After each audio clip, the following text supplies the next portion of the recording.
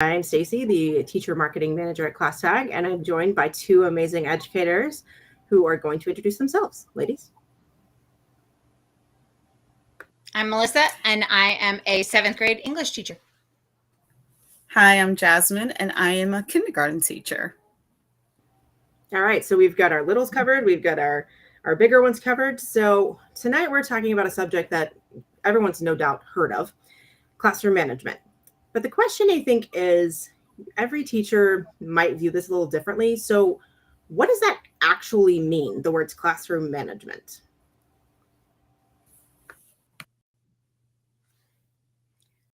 Well, for me anyways, as a middle school teacher, classroom management is simple as setting the culture of the classroom.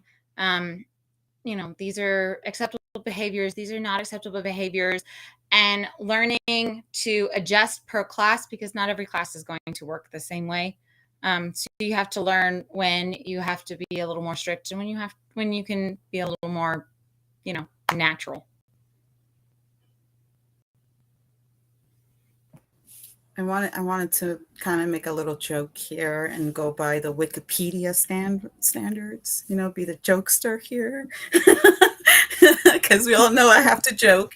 But I have to definitely piggyback off of that because it's similar in the lower grades, except in the lower grades, we are teaching them how to behave, what we expect from them, and also have the patience, because we have to understand that our littles are just as they are.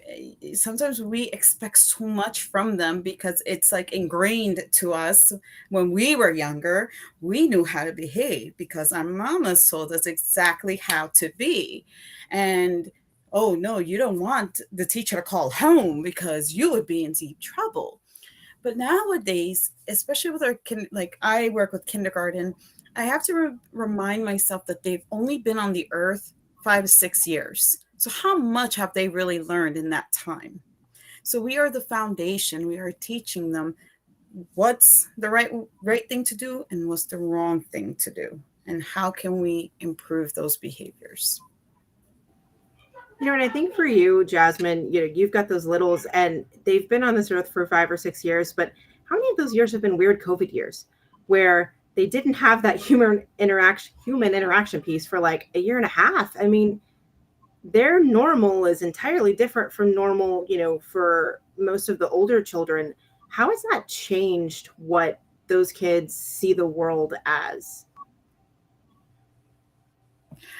That's a very great question. This year, we did see a little bit of how can I put it? We saw a little bit more anxiety in a way, depending on the child. And then we saw that I'm free, run around. I can stand on my chair if I want. I can do this because at home I did whatever I wanted. I sat when I wanted. I ate when I wanted, and coming back, we had to remind them that, okay, we had to we were still in it. And this is where it was difficult, is coming back from the pandemic, we were still kind of sitting 3 feet apart from each other. And the hardest thing is that the kids want that social interaction, and they were just drawn to each other. And you're like, stay away. And they're like, no, I want them. And you're like, no, stay away. How can you do that to pre-K kids and kids all the way to 5th grade? You really can't. It was like really difficult. So we had to work on new strategies on how to combat that, because we have a lot of touchy feely going on, and not in a negative way. Please don't take it in a negative way. But they were just so excited just to have that human interaction that they really didn't know how to behave with it.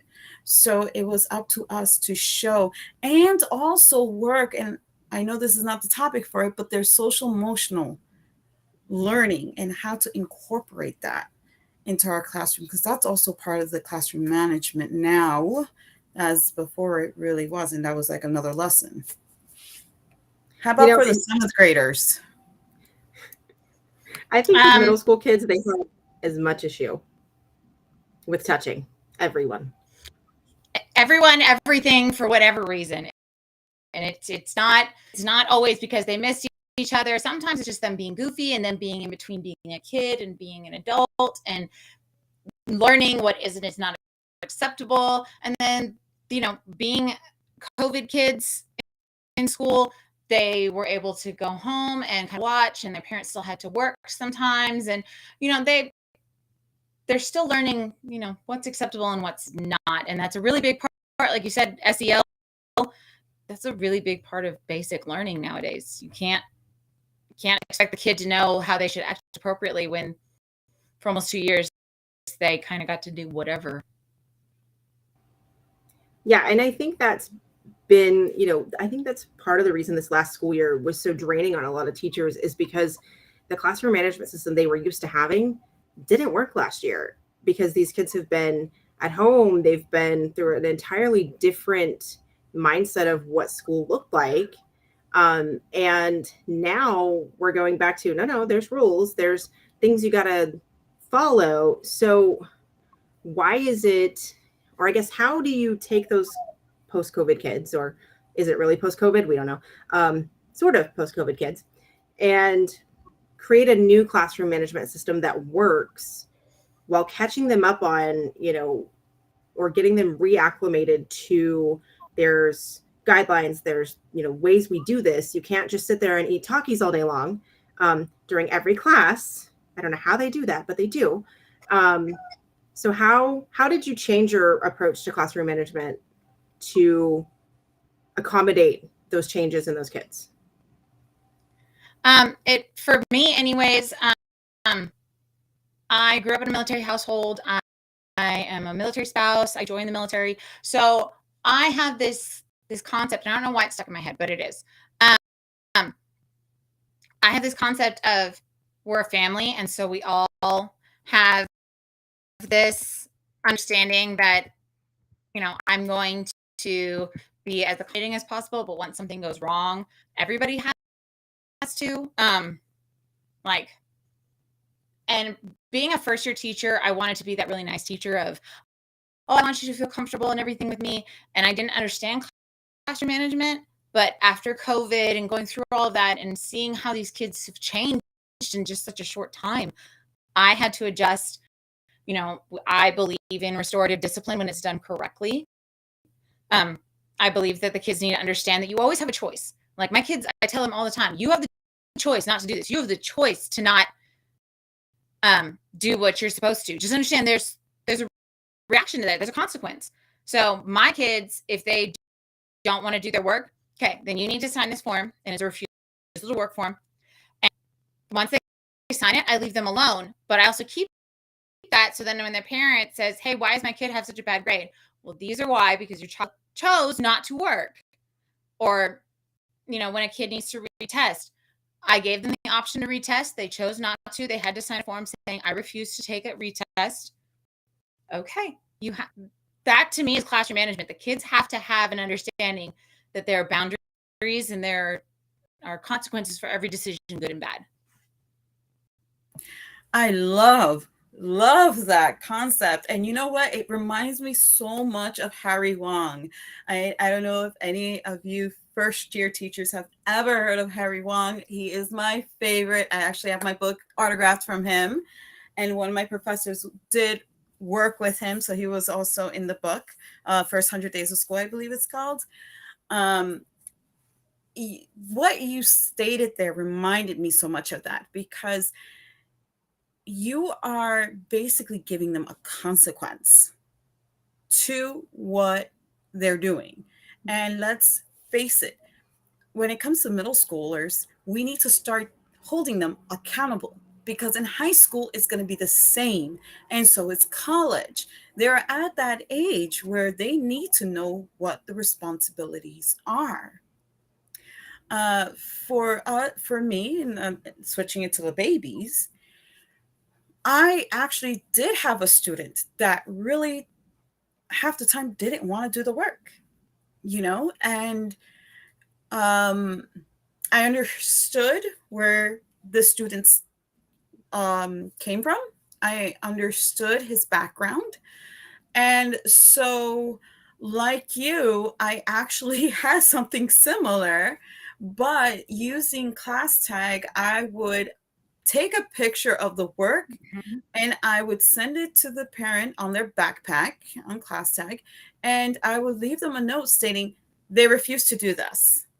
This is how many points they're losing. Mhm. And there was a record there because I didn't want them to come back to me and say, well, why this, why that? No, here it is. And then in the notebook, for our kinders, we have notebooks and they are practicing how to write. So if he refused to do a journal entry, I would write a note on there. Refuse to do this journal entry. Sometimes, as much as we want to like go, what is going on through? We can't, right? Inside, we have ourselves playing that scene. We have ourselves doing all these silly things, but we also have to be patient because, again, unfortunately, and as much as I hate blaming the pandemic, these children are 2 years behind.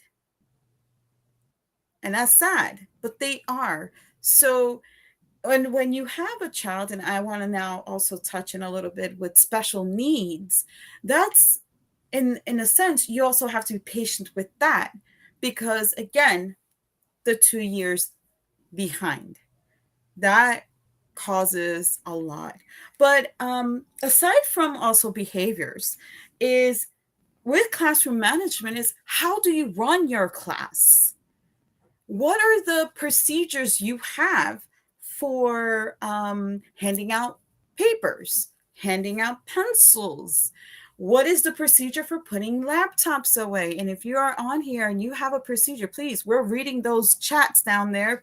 Put it in the chat. We want to read what your procedures are. But to have a full running, simpatical, or however you want to put it, a harmonious classroom, you also have to think about your procedures. And you have to understand that sometimes those procedures will evolve throughout the year. Mm-hmm. As long as you have a basic and you evolve from there, like Jasmine was saying, it gives you a baseline. It helps you in the long run. Mm-hmm.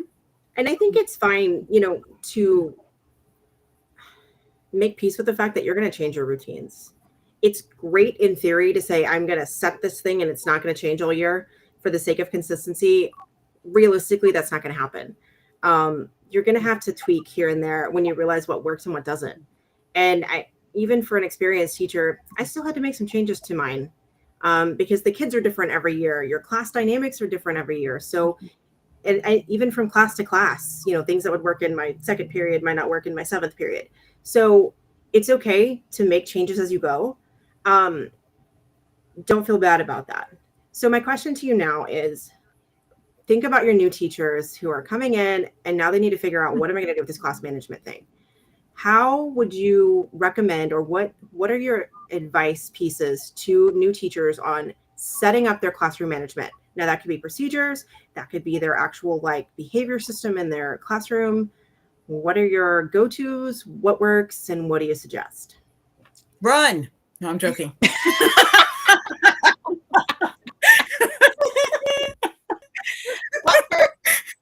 So besides that,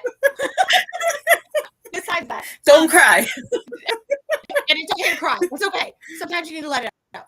But for me, anyways, at the beginning of the year, my kids, because we are older, they have a syllabus that have the expectations written out, and then we do social contracts.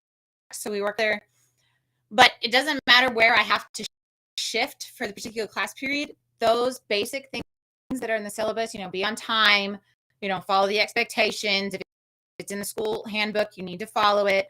As long as you have your basics down, that's all you need, and build from there. But don't lose those ever. And yes, it's okay to cry. Just do it. No, you know what? Sometimes, I don't know, the school I'm at, sometimes I can text one of my other people who are in my department who might have a lunch period or might have the period off and be like, listen, I have to go out and take a minute. and they will come and stand in my class, and they'll let me go have my good cry or whatever I need, or my breath, because I'm so upset. And then I can come back and it's okay.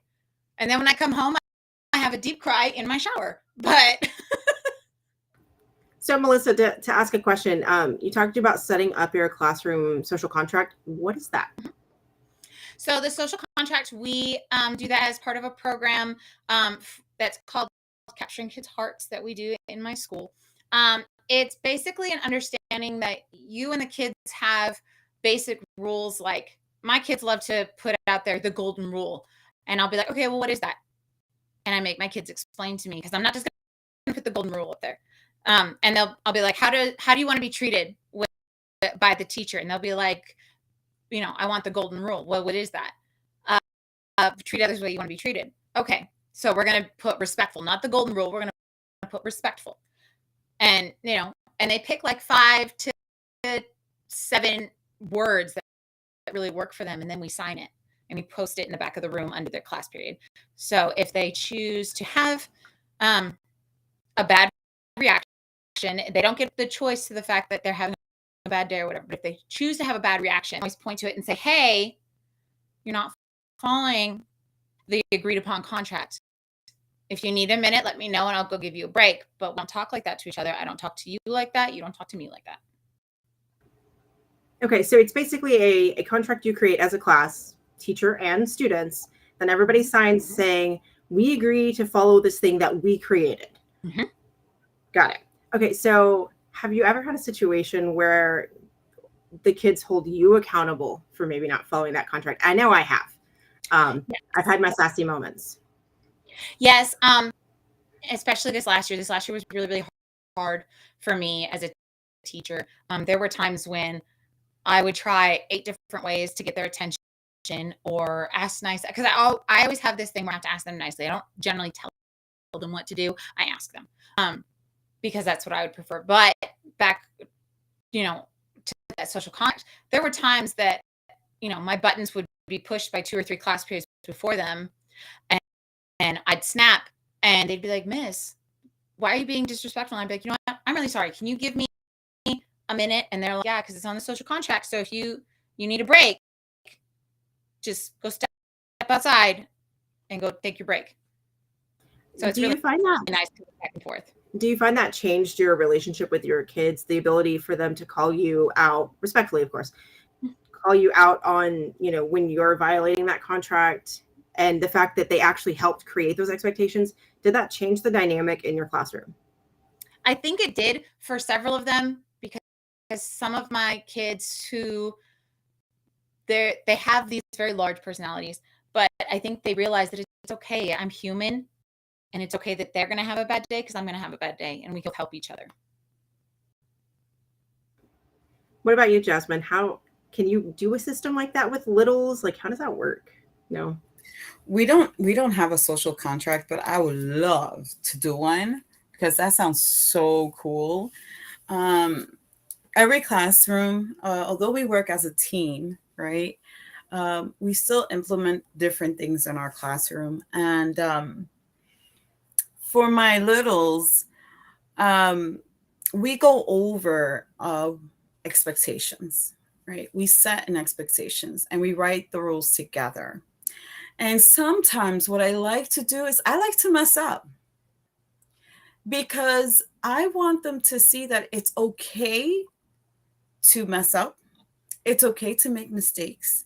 And yes, my kids do call me out on it. And I love it, because then I'm basically showing them how I can be held accountable even by them.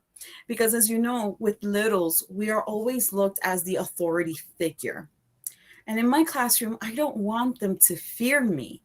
I want them to be able to feel comfortable that they can come to me for anything, and that I'm one of them. Yes, I act silly. I'm Miss Frizzle. Everyone knows that. I act like a kid. I will dress up. I will make silly sounds. I would pout when I'm not getting my way. And if they do something wrong, and I have raised my voice. I'm human. It has happened. I've lost my cool. But to break that tension, I would say Mamma Mia, and they'll say Pizzeria, and then we laugh. So they know that that is my cue saying that I just had a moment and I'm sorry. It's all forgiven. Let's start over. That's my special cue with them. And they laugh all the time and I laugh and I get all silly and I'm like, I can't believe I acted like that. Oh, I have to be dramatic. It works. Crazy enough. But for a first time teacher, and you're coming into your classroom and you really don't know, or in my case, it was like, I want to implement everything. Your bright-eyed bushy tail until the first month you go in and you are having those good cries, is take your first 20 days, okay? Your first 20 days and focus on the routine and expectations. I cannot stress that enough. And the reading program we use has that embedded for the first 20 days. Like, we're not really getting into real lessons. It is more about the routine. Okay, this center is the library center. How do we hold our books? How do we take care of our books? And we go through that for a whole week. And yes, it gets boring because it's redundant. And they're like, again, Miss Penny? I'm like, well, I'm sorry. Do you know the routine already? Do you know the expectations of the Center for Language Arts? Do you know the expectation of your laptops? Do you know the expectation, like, you are now, and that's a big thing for kindergartners. You are now responsible. You're not a baby anymore. You have stepped in, grasshopper. And they are just like, oh, okay. So first year teachers, make sure you think about that, what you want your first 20 days to be like. Get that routine in your mind. How do you want to hand out that paper? How do you want them to pick up those pencils? How do you want them to walk over to their cubbies to get those books? Because my kinders don't have desks. We have a table. So I have a cubby where it has all their books. Everything requires a routine, even down to behavior, honestly, because once you solidify that routine, and especially when you create those centers and you start getting into those lessons, there shouldn't be any dead time. They have to have something going on. The minute you have that dead time, that's when the behaviors start. And I'm pretty sure we see that with middle schoolers. Yes. And yes. one thing that downtime, you still need to have structure. Yes. And I think when you're teaching those procedures, it's important to teach them how it works, but it's also important to teach them what it doesn't look like. Like, okay, this is what I want to see. This is what I don't want to see. And the fun part for me with middle schoolers was having those kids that had those huge personalities. I'm like, come here, I need you to help me. And letting them like act out what it shouldn't look like, because first of all, it's hilarious. And, they get to show their personality and connect with you. And it also helps you demonstrate, this is what it shouldn't look like. This is how you should not be talking to each other. This is how you should not be running around my room. And they'll help you demonstrate. They will. They have no issue whatsoever. You just got to know the kids to ask. But for me, that was the most important thing when I was teaching a procedure is this is what it does not look like, because it helped them more closely hone in on what it does, especially if you say something and they don't understand, what that means, or it means something different to each person. So that actually showing what it doesn't look like helps. Okay, so we've talked about the actual running of the classroom and what that does for your classroom management, but there's another piece to classroom management. Sometimes we can't do it on our own. Sometimes we need parents. We need help. We've all had those kids that no matter what we tried, it just didn't work. So how might that parent relationship help with classroom management, and how do you go about establishing those relationships with parents? For me, it's, kids, whether they're littles or they're middle school or they're high school, they all have their own separate personalities, and they all have their things that kind of just work for them. If you have no problem involving the parent being like, hey, a lot of parents have no problem, like when they meet you or when they go through paperwork and they're like, oh, my kid has this or my kid has this and they need help with this. Okay, tell me how to fix it so I don't have to reinvent the wheel, because I don't need to redo something that is clearly not going to work. So if a kid, like I've had kids in the past where parents like, listen, my kid has severe ADHD and they can't sit still. Like they can't. So I would make sure that I have a rolly chair in my classroom that if they're having a time when they have to move, you can still do your work and roll around. I don't care. Don't touch anybody. But by all means, do that. Those parents are going to be the best resource for you to understand that child better. Couldn't agree. You're dead on, even for kindergartners and lower grades. That is so true. Parents are very important. They are part of your team. And I know sometimes it's hard to get that one parent, right? We've all had that one difficult parent that doesn't pick up the phone, doesn't pick up the text messages. They're really like, you're in school, your teacher teaches you, I have nothing to do with this. They forget that we are a triad, okay? We are a triad and we all work together. And this is something I even taught my college students when we were talking about the relationships of parent, child, teacher, it all goes together. Sometimes you have to have those conferences. And that's one thing I love about Class Tag is being able to set up those conference appointments. And of course, someone did mention, I saw in the comments about, making that note on what parent you spoke to. That is so helpful as well, because sometimes there's multiple things you want to keep tabs. So if little Susie needs that extra time, I have that note already in there. Sometimes I have the opposite. It's often the parents coming to me asking me how to help their child at home because of the Jekyll and Hyde syndrome. So it's like, okay, this is what I do in school. You have to be firm because I'm firm. I'm playful, but I'm firm. I do allow my students to the ability to stand up. If they don't want to sit and do work, they can stand up. If they feel like the area they're working at, they don't feel comfortable and they want to sit in a small, quiet corner, I allow them. I allow them to create this space, especially when it comes to testing, because we all know a lot of children develop test anxiety when we're on their backs, like, you have to test well. And they're like, oh my gosh, it's the end of the world. I normally say, sit wherever you like. Lay down, lay on your back. I'll play music. Those are some of the things that I do with my parents, and I tell them what I do. And also another idea, you haven't heard of this, is again using Class Tag. I create videos.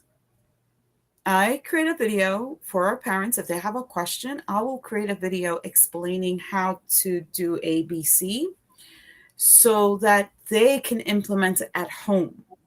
And then the parents can give me the feedback, whether it helped or not. And sometimes they'll give me extra. So it'll help me even more in class. And I think I'm done.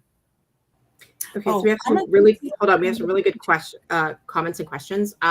One that I saw is, especially for those teachers that share kids, check with the other teachers and see if anyone's going to call home before you do. There's nothing worse than being the third teacher that's called the parent that day, and the parent's already really angry. And it's overwhelming for a parent to get several phone calls. So if it's a kid that someone's probably called today, just send them a note to the teachers. Hey, has anyone called home? Are they going to call home? Let's make a group out of it.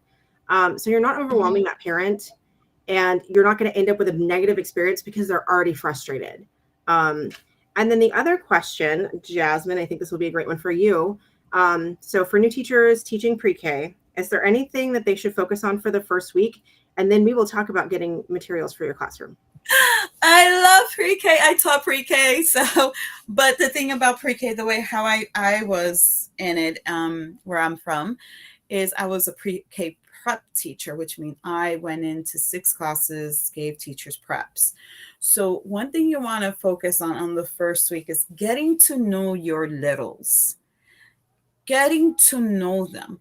They're going to be coming in crying because they have that anxiety, separation anxiety. You are a new stranger. So if you are on ClassTag and you already have your roster, go ahead and start like a week before. You can send, if you're allowed to, again, this is if you're allowed to, send I had a teacher that did this to my daughter, is they took a postcard and sent a note, a really cute postcard addressing it to the kid that I'm your teacher and I'm excited to meet you. And then on ClassTag, what you can do is make a cute little video introducing yourself, being silly about it, so that they don't see you as someone like, are you going to be mean to me? Are you going to, because understand, parents put the fear in God, right? They'll look at even the little, you need to behave today, because if not, mommy's not going to give you what it is you want, and the teacher's going to tell me everything. That they're already putting that stress on, right? They want to impress you. So the first week of pre-K, you're getting to know your littles. You're teaching them start routines. You don't want to start opening centers yet, but again, it's up to your district and it's up to what your principal wants. Sometimes they want you to have all the centers. You want to introduce the centers, open one every week, okay? So that they know that when they're going to family center, again, this is going by what are your expectations on family center? What does cleanup look like? What is your song for cleanup? What is your morning message looking like? Because they got to have the board where you have your morning message. Today we're going to, today in the first part, we're going to talk about the letter A, and we're going to find things that starts with A in the classroom. And center time, we're going to open up the water center, family center, and block center. But again, you got to do it little by little. And I hope that's something that will work for you. You can easily find me on Facebook, and you can always message me, and I'll give you more ideas if you need it. But you want to start little at a time and don't overwhelm them, because to them it's like free for all. I get to play with Play-Doh, eat Play-Doh, stick beans in my nose. You're gonna have all that fun stuff. I've seen it all. I think that's great advice. And I'll say this too. We have the Ed Lounge, which is a great resource for teachers. If you don't have that link, I will post it in the chat here in a second. And there are a ton of teachers on there that are more than happy to help you with resources. A great way to get ideas for lessons, ask the teachers in there. We all have a ton of lessons. We have no issue sharing. And, a lot of resources you can find for free. Now, for those things that you need for your classroom, ClassTag is doing our $100 a day wish list clearing. So if you haven't made your wish list, get it made, post it on our social channels.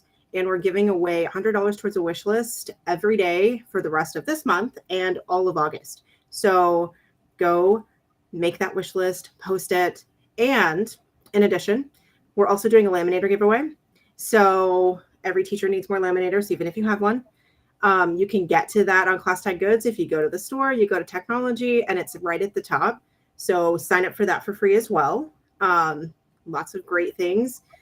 We want to help teachers. Like, we have a ton of resources. I'm going to post that Ed Lounge chat, or the Ed Lounge link in the chat to help you. Don't be afraid to ask questions. Where to post the list? Okay, so the list is going to go, if you go to any of our social media, like Facebook or Twitter or Instagram, there's a post that says, this is week 3's wish list clearing, and you can post it there. I will also put it in the chat for you if you'll give me just a minute. And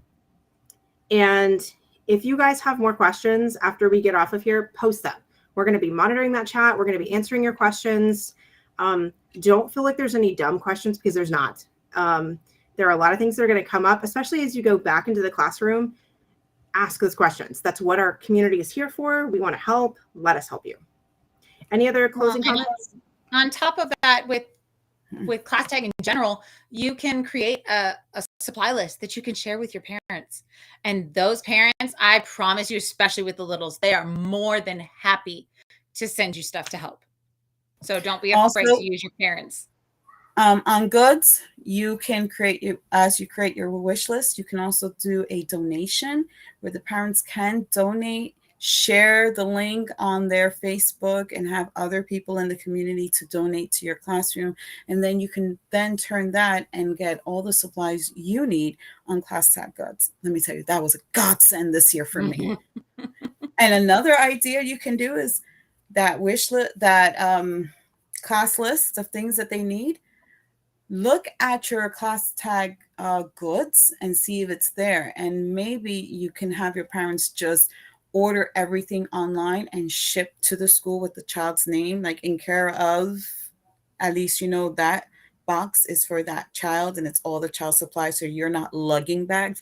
I don't know about any of you, but for me, for kindergarten, I have like my arms full carrying bags of supplies up to my classroom, and I'm on the second floor, and I don't like that. So that's an idea. Utilize your goods.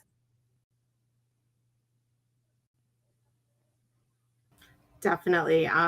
We'd like to thank everyone for joining us tonight. And again, if you've got those questions, keep them coming. We're going to answer those in the chat, and I will post those links here in just a second. And let's see.